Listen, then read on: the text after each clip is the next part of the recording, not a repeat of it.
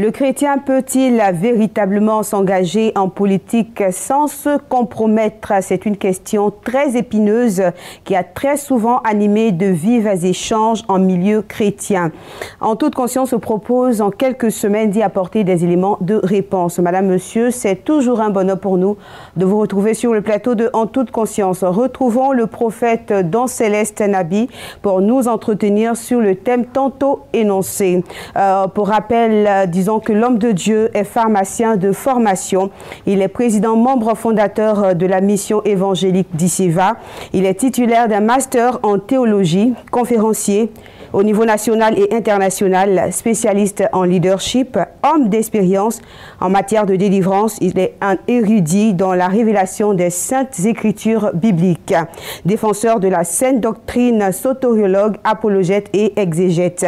Il faut également dire qu'il est christologue, penseur, formateur et réformateur. Shalom, serviteur de Dieu. Shalom à vous, Madame Wali. Et toujours avec beaucoup de plaisir, nous sommes avec Joël Azoussé pour conduire cette émission. Shalom Joël. Shalom Martine Wali. Que Dieu te bénisse. Sois béni également.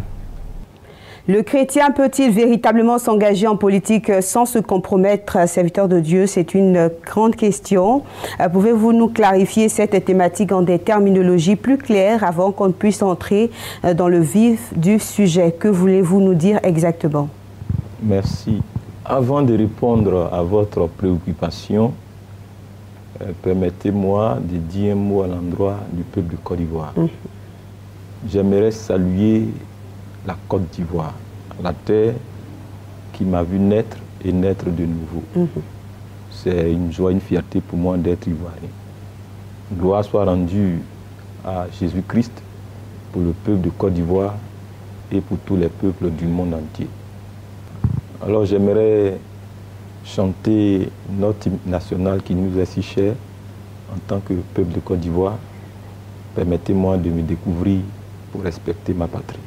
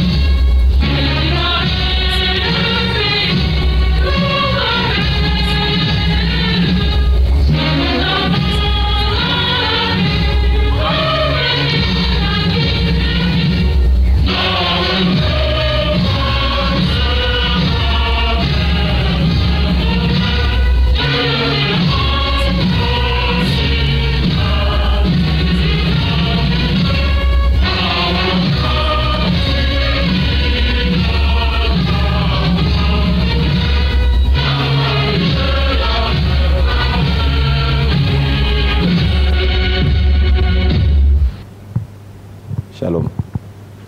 Alors, Madame Wali, pour répondre à votre préoccupation, en fait, c'est une question que les chrétiens du monde entier se posent dans tous les pays, du monde, à laquelle nous aimerions donner une réponse selon la perspective biblique. D'accord. Savoir la foi et la politique, exclusion ou fusion, sympathie ou antipathie.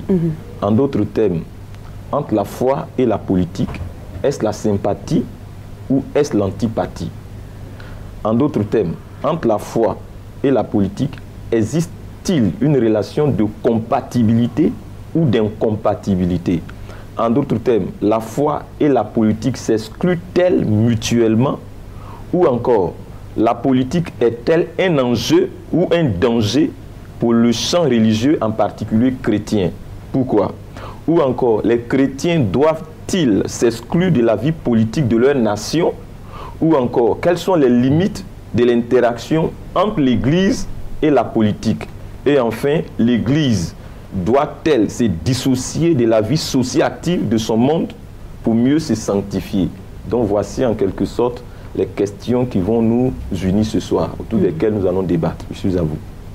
Alors, il faut dire déjà que c'est un thème très vaste, aussi vaste que les précédents. Quelles sont les grandes questions auxquelles vous aimeriez apporter des solutions en abordant cette thématique? Merci.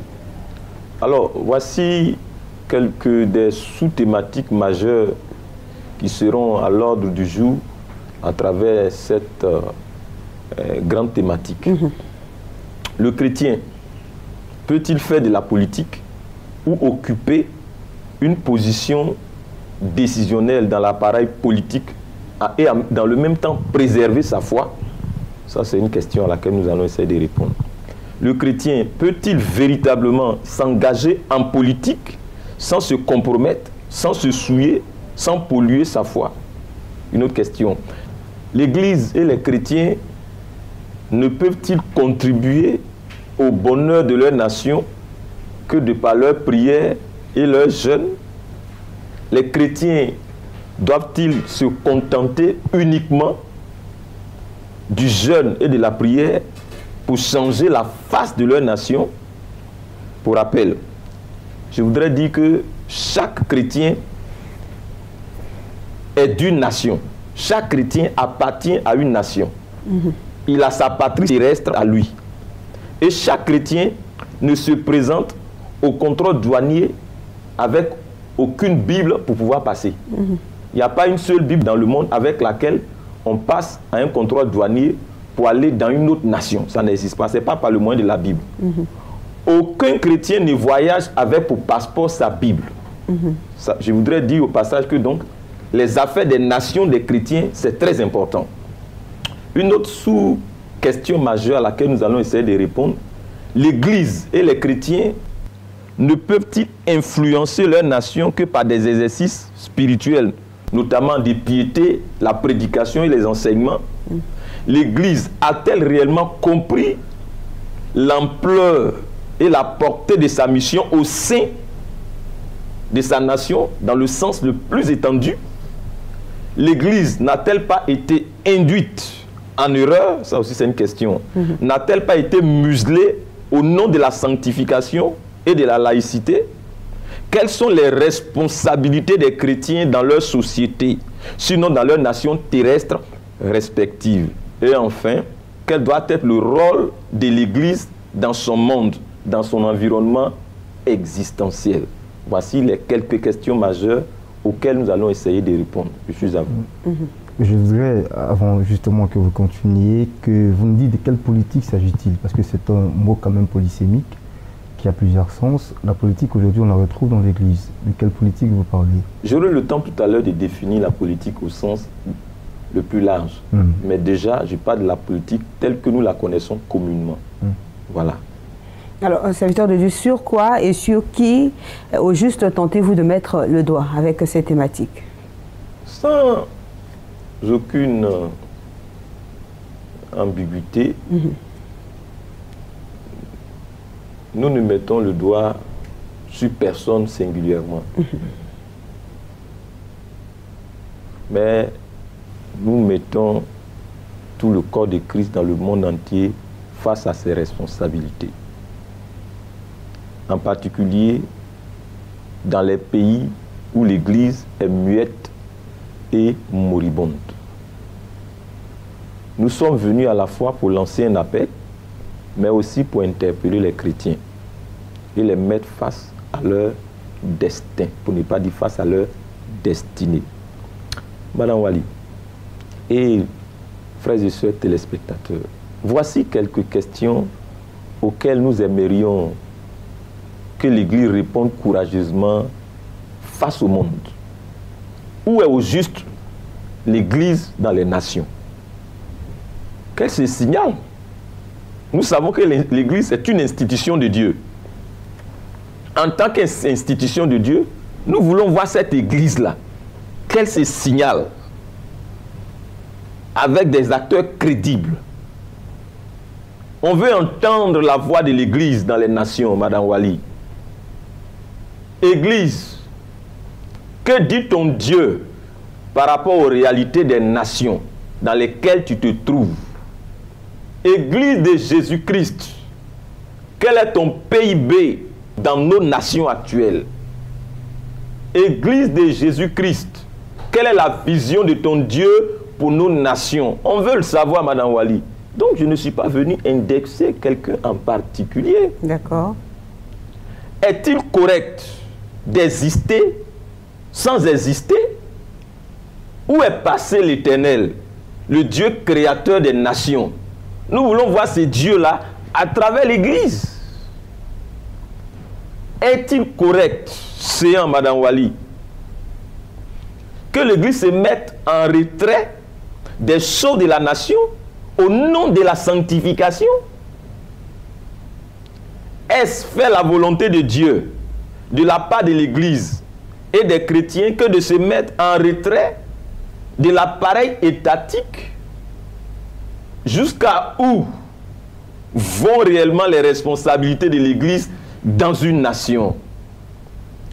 Entre la dimension morale qui intéresse tant les chrétiens et les hommes de Dieu et la dimension socio-active qui traite des réalités pratiques des hommes, quelle doit être la priorité à notre ère? Voici les questions auxquelles il va falloir répondre. Et enfin, l'Église ne doit-elle que se préoccuper de convoyer les âmes au ciel et se désintéresser des réalités de la terre où elles se trouvent?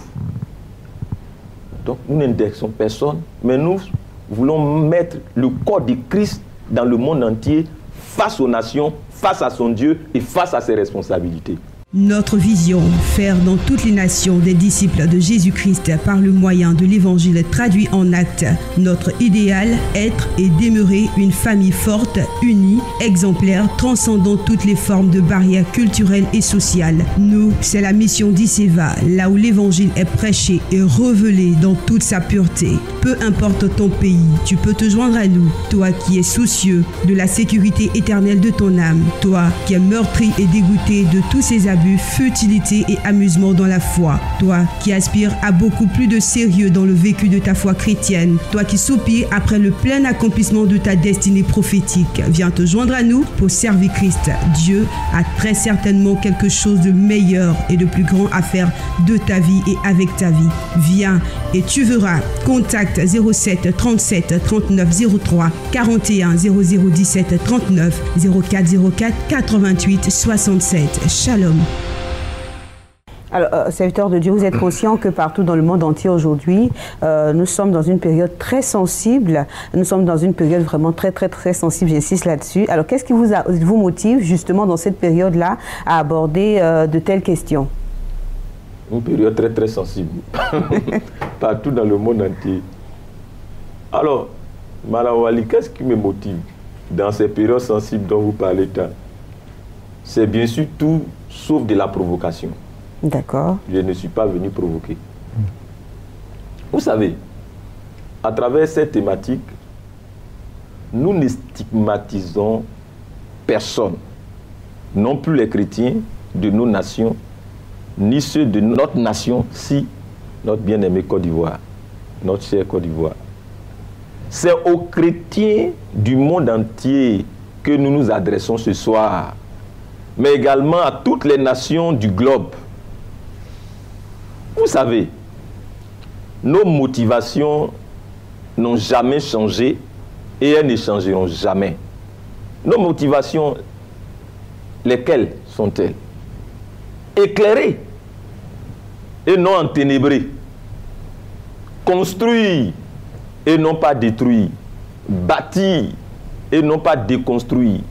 Contribuer et non pas soustraire.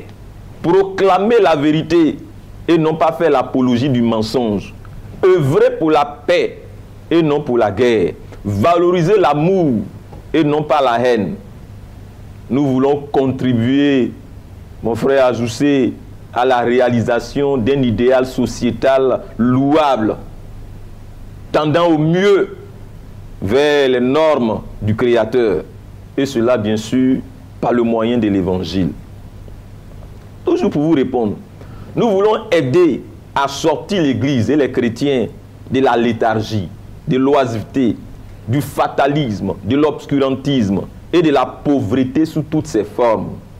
Nous sommes animés de la passion de sortir l'Église de la prison des préjugés dans lesquels elle s'est elle-même mise et de la résignation.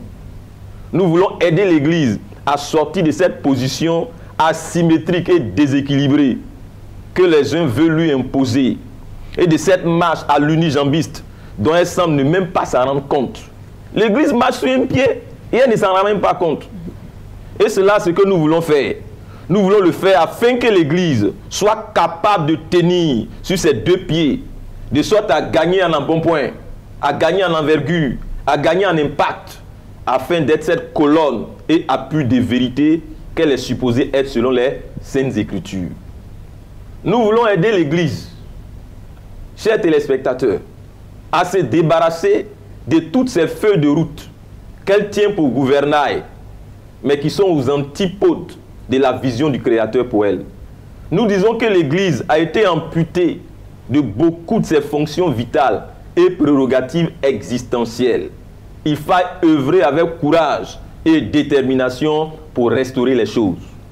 Nous souhaitons que l'on arrête de venir mentir aux chrétiens à travers de prétendues révélations qui ne mènent nulle part. Nous censurons toutes ces révélations qui détruisent plus qu'elles ne construisent. Nous refusons que la mission des pasteurs, des évangélistes, des apôtres et prophètes se limite au dévoilement des sorciers et aux psalmodiations des prouesses de Satan. Nous condamnons le charlatanisme chrétien à l'échelle nationale. C'est des charlatans que nous voyons ça et là. Ils n'ont aucune directive de la part du Seigneur pour l'Église. Nous souhaitons que les pasteurs se débarrassent de leurs gros titres vides qui les empêchent de marcher tel l'armure de Saül sur David. Qu'ils se débarrassent de ces titres qui sont étouffants et encombrants et surtout qui n'apportent rien au corps de Christ. Bon, tu es bishop et puis quoi? Tu es apôtre et puis quoi? Tu es pasteur et puis quoi? Tu es prophète et puis quoi? Tu apportes quoi comme PIB au corps de Christ et à nos nations? C'est de ça qu'il est question, Madame Wali. Avant de vous laisser le micro, nous souhaitons qu'on arrête de venir décrire aux chrétiens dans les églises et ailleurs la couleur de leurs dessous. Dieu m'a révélé que tes dessous sont rouges, tes dessous sont verts, tes dessous sont violets. Nous disons que notre Dieu est concerné par des choses plus sérieuses que les dessous des uns et des autres. C'est un Dieu pudique et un Dieu saint, à moins qu'il ne soit pas le même que le nôtre, celui que vous prêchez ainsi. Nous condamnons ces amusements dans la foi de la part de ces voyous qui jouent avec les destinées des âmes et des peuples. Nous censurons toutes ces distractions religieuses d'envergure nationale et internationale qui tirent notre pays et notre continent continuellement vers le bas de l'échelle. Nous récusons ces tendances obscures et obscurantistes qui militent en faveur de la pauvreté et qui ralentissent le développement de nos États et de notre continent. Enfin, nous souhaitons que l'on arrête de perturber les âmes en quête de paix par des prophéties apocalyptiques, défaitistes, fatalistes et sans orientation claire. Nous ne sommes pas pour une église qui, dans une dynamique catastrophiste et fataliste, est en train de préparer les obsèques de son monde, du monde et des nations dans lesquelles elle se trouve. Nous censurons cette église défaitiste, fataliste et qui est sans vision. Je vous passe le micro. Alors, vous parliez tout à l'heure de titres de pasteurs qui, selon vous, n'apportent rien. Mais on a eu tout à l'heure à égrener vos différents titres en tant que serviteur de Dieu. C'est quand même important d'avoir des titres. Je n'ai pas dit que ce n'est pas important. J'ai dit que celui qui porte les titres fasse valoir les prérogatives attachées à ces titres. Je ne sais pas si vous me comprenez. D'accord. Ne suis-je pas en train de faire de l'apologétique, de l'exégèse? Ne suis-je pas en train de révéler Jésus-Christ en tant que christologue? Je suis en train de faire mon travail. D'accord. Alors, mes références, la qualité du travail que nous faisons atteste de nos références. Et il y a mieux que moi, M. Azoussé. D'accord. J'aimerais monter un peu plus en arrière quand on parlait tout à l'heure de, quand vous parliez tout à l'heure de politique. C'est-à-dire, avant même que vous ne fassiez la conclusion, qu'un chrétien peut s'engager en politique, peut pratiquer la politique, puisque vous constatiez tout à l'heure un vide en ce qui concerne l'Église au plan social. Monsieur Azoussé, je suis un intellectuel. Et en tant qu'intellectuel, je ne suis pas habitué à répondre aux questions par oui ou par non. J'avance des arguments constructifs de sorte à désarçonner mes détracteurs. Donc laissez-moi vous faire mes analyses et je vais vous convaincre. D'accord. Alors, vous avez dit tout à l'heure, on vous a beaucoup entendu dire nous récusons, nous censurons. Alors, ça fait quand même beaucoup de choses que vous censurez. Est-ce que, qu'est-ce que vous voulez au juste? On peut vous demander cela. Qu'est-ce que vous voulez au juste? Et puis, qu'est-ce que vous préconisez également? Merci, Madame Wali. J'espère que vous n'êtes pas perturbé par le fait de censurer tout ce qui ne va pas. Hein. Il faut bien des gens pour censurer. C'est pas ce qui est dit dans les Écritures. C'est cela. Voilà. Alors, Madame Wali, c'est simple. Nous souhaitons que les peuples qui aujourd'hui sont plongés dans tant de confusion et de consternation reçoivent par le canal de l'Église des directives claires et crédibles venant de Dieu. C'est ce que nous souhaitons. Nous souhaitons que les chrétiens, les pasteurs et autres arrêtent de mentir aux nations. Nous disons que l'Église a son mot à dire dans les nations où elle se trouve. Mais bien sûr, un mot qui est inspiré depuis le trône du Créateur. Nous voulons voir la volonté de Dieu être établie sur terre comme cela l'est au ciel, par le canal, par le concours de l'Église. C'est ce que nous voulons, Madame Wali, si je vous ai répondu. Alors, mais on vous dira, serviteurs de Dieu, que le Seigneur Jésus revient bientôt. Alors, toutes ces réformes-là que vous êtes en train dont vous êtes en train de parler, dont vous ne cessez de parler sur ce plateau, finalement, peuvent s'avérer inutiles, puisque le Seigneur Jésus revient bientôt. Merci pour votre question. Il vous a donné le jour? Oh non, personne ne sait ni le jour ni l'heure. Vous avez une idée du jour? De la date? Bien. Ok. Alors, oui, je sais qu'on me dira que Jésus revient bientôt. C'est encore là le fatalisme dont nous parlons. Madame Wali, soyez rassurés avec moi que ce n'est point le retour de Jésus-Christ qui est fatal ou qui constitue un problème ou que nous condamnons. C'est la condition dans laquelle on veut laisser l'humanité avant le retour de Jésus-Christ qui est répréhensible. Avant que Jésus-Christ n'arrive là, la condition dans laquelle on veut laisser l'humanité là, c'est ça qui est notre problème. Oui, Jésus-Christ vient. Nous l'attendons, nous aussi, Madame Wali.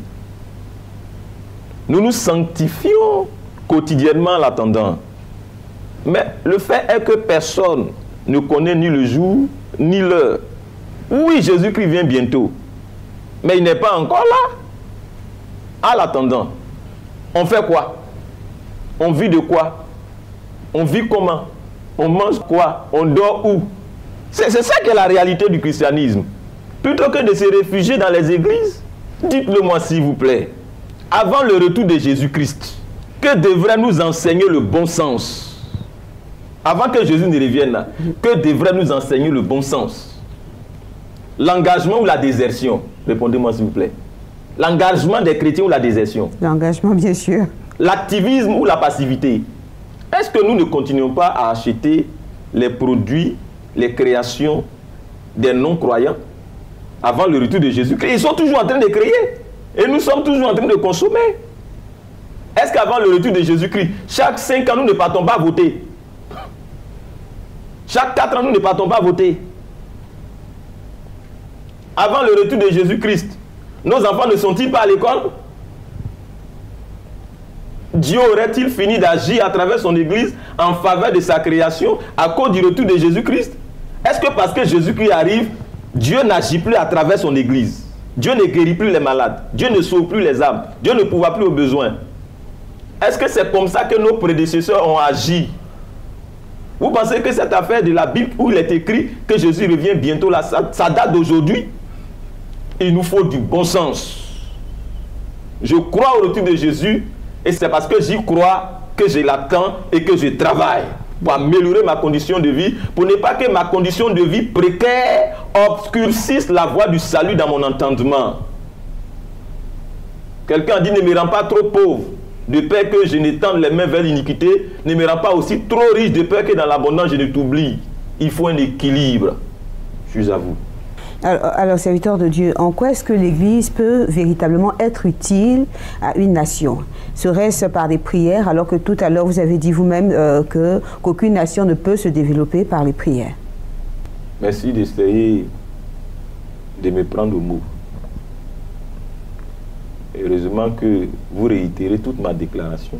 J'ai bien dit que aucune nation ne peut se développer uniquement que par les prières. Ça, je l'ai vraiment dit. D'accord. Mais j'ai dit quoi? Les mots que vous semblez chose, hein?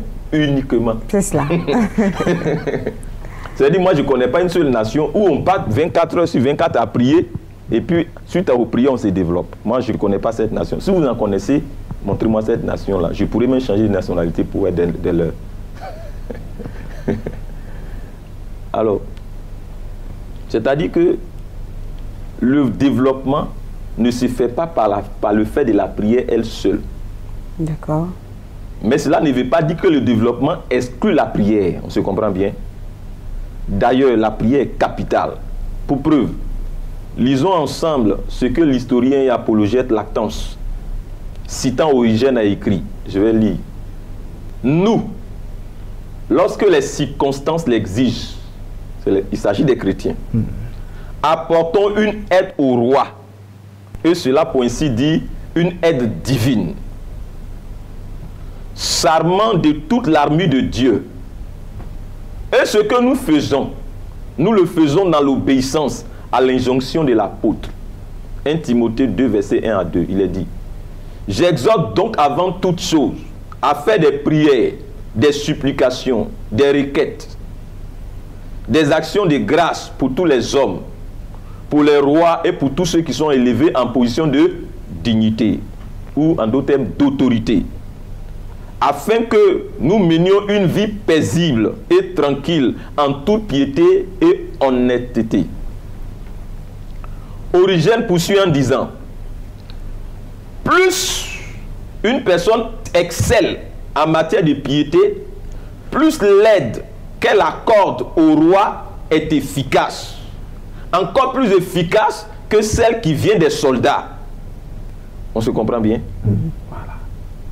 Nous, par nos prières, c'est Origène qui parle, Lacan le citant, nous, par nos prières en tant qu'Église, vainquons tous les démons qui attisent la guerre et conduisent à la violation des serments et troublent la paix. Nous sommes en ce sens beaucoup plus utiles au roi que ceux qui vont sur le terrain pour se battre pour lui. Et personne ne se bat mieux pour le roi que nous, nous Église. Car nous nous battons pour son compte, formant une armée spéciale, une armée de piété, en offrant nos prières à Dieu. Donc, Origène est clair que la contribution de l'Église pour la stabilité et le développement de la nation est de loin supérieure à celle des hommes armés physiquement. Parce que c'est les démons qui sont à l'origine des déstabilisations sociopolitiques, du désordre dans les États. Mais ces démons-là, qui a reçu mandat de les dompter? Je vous ai donné le pouvoir de marcher sur les serpents, les scorpions et sur toute la puissance de l'ennemi et rien ne pourra vous nuire. Luc 10, 19. C'est à l'Église que ce mandat a été donné. Et lorsque l'Église est en train d'exercer dans cette dimension-là, que les démons sont liés, les esprits sont enchaînés, les forces des ténèbres sont réduits au silence, en ce moment-là, le développement peut suivre. On se comprend bien? Voilà. En quoi est-ce que l'Église est importante?